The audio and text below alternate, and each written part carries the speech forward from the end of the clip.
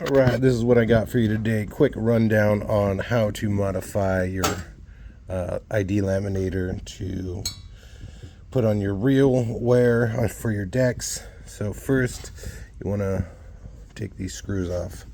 This shield will be on here. You just pop that off. Take these two screws out. On the bottom, there'll be 4 screws in the corners. This one, that one, that one. This thing will pop right off. Those are your screw holes I'm talking about there. Then these excess rollers will be in here. You need to take the back rollers off. There's 2 of them. And by how you do that is these brackets. They're attached just as the same as the front. Go underneath. The spring screw, the one with the Phillips head. Back that all the way out, and the bracket will pop off. You can take your rollers off. There'll be 2 of these squished in between here. You'll have to take this screw off here, this screw off here, pull that out, and pull out your heat bar here, your heat rod, very carefully because they break really easy. I broke one already. So once you pop that out, there's 2 screws here to get these extra shields off. Throw those away.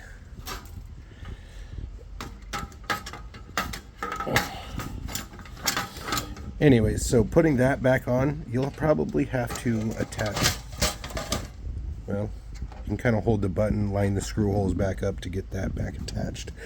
And then you want to cut here and here, or as big as opening as you want, so you can feed your boards through. Or you don't even need this fucking thing. You can just throw it away. But I like to keep this on there so it covers my electrical stuff there. So you can just cut it here, cut it there, and just keep one end on. Keep this end open. Oh, another thing. Grind down this front edge. It's way easier feeding boards in depending on what length of board you're using. If you reverse it, it'll get stuck here. And let's see. Turn it on with no heat. And you can feed it through like so. You might have to mess with your tension on here depending on how your decks are turning out. If it's smearing or ripping the real wear, then you can adjust it accordingly. Trying to think if there's anything else. Oh, you can cut a gap here just about the size of your board. You want to keep maybe 2 millimeters on each side, and that'll evenly heat the edge of the board. If the board's got a lot of concave, this roller is not that soft, so it doesn't roll the edges very well. You'll notice that right away. So cut a nice little gap in there. I've got one, my old one here, I'll show you. There, and I just feed the board like that, and then like that, through it once, and it'll get the edge very well. And some people like to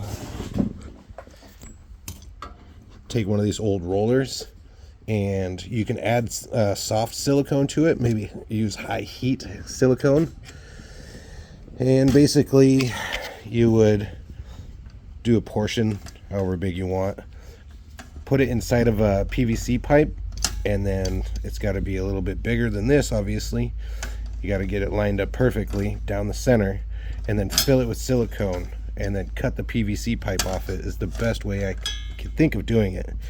This will allow for the heat roller to be a little softer and get those edges applied, heated down, and sticking to the board better. So any questions, hit me in the comments. Snag me on Instagram, fucked fingers, FUKT FINGERS, no Z at the end.